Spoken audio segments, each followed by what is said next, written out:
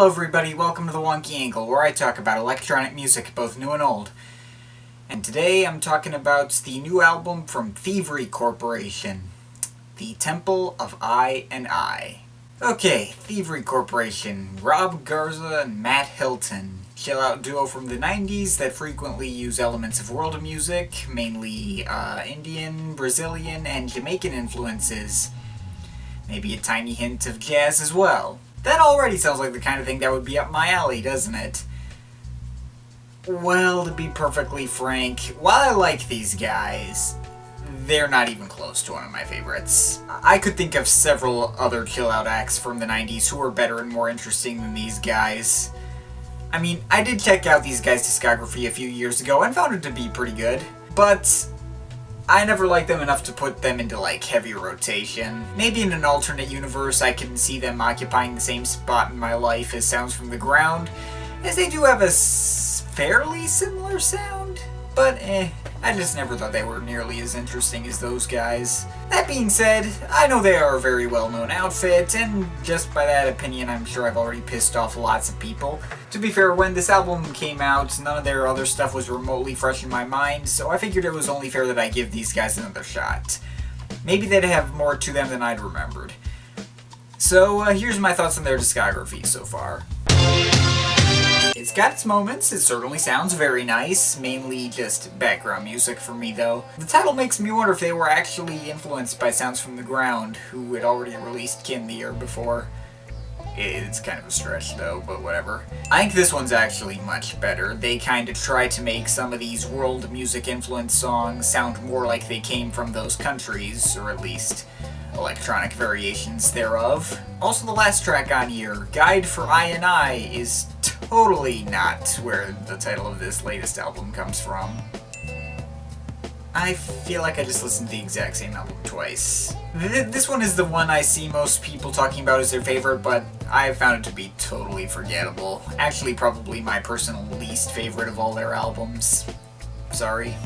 Not a lot has changed sonically, but you got some better guests, you got some darker, more political themes, maybe a bit more psychedelic vibe, and you have some songs actually kind of flowing into each other. I found it to be a much better album overall, definitely worth checking out. This one's a much more energetic one here, more political themes again. I think this one is my personal favorite from them to date. Another fairly solid one here, not quite as good as the previous two, but it's fairly enjoyable. The track Tower 7 is particularly notable for me. Much bigger focus on orchestral sounds and chilled out guitars. Basically, it's almost a straight bossa nova album. The overall sound is fantastic, but it is seriously lacking in the variety department. Which finally brings us to here. Yeah, I'll be honest, this is admittedly not a band that lends itself well to marathoning. There's tons of interesting sounds to be found in all of their albums, but they kind of have a formula they go by with only slight variations.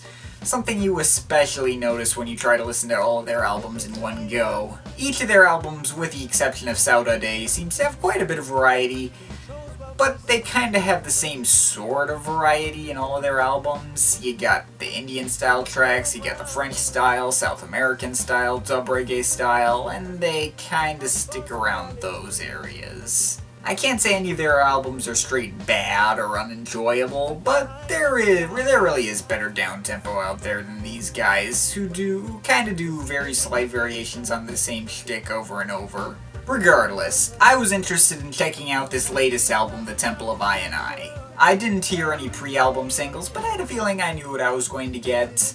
More world music influences mixed with their usual jazzy down-tempo style, so I jumped in knowing that they likely would not be reinventing the wheel with this one, but it would probably be pretty enjoyable regardless.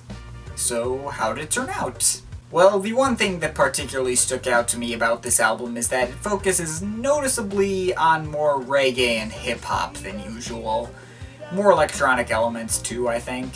It's not really the widespread world tour that the vast majority of their work usually is. I suppose that also fits given the fact that their previous album also focused entirely in one department and tried its best to refine itself there. I guess this one tries at something similar? But I'll be brutally honest, outside of that, it's not a particular standout in their discography. There are some cool moments here and there, but this isn't exactly Thievery Corporation at their best. And for the record, it's not quite as streamlined as Saturday. There's a stretch of 5 tracks in the middle that don't totally follow the same formulas as the rest of the album, but that also kind of makes it less unique in their back catalog.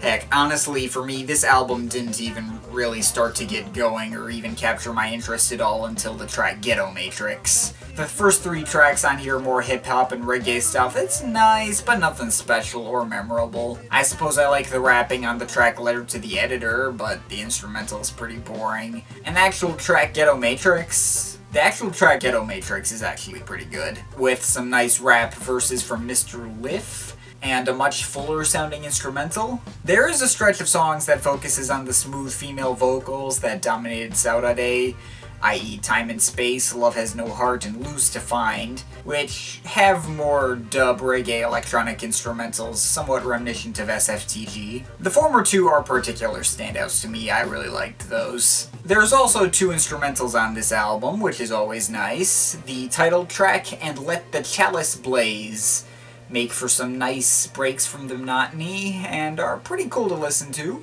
I like the more electronic flavors on here too. Other standouts I suppose include Weapons of Distraction, a cool reggae tune which has a pretty clever title and sounds pretty cool too with the horns and string sections. And I also like the other track with Mr. Liff, Fight to Survive, with some more intense and upfront synth sounds that sound really cool and not the kind of thing I expected out of Thievery Corporation. Otherwise, there really isn't much for me to say. It's all just decent reggae and hip-hop style tracks that sound like stuff they've already done before.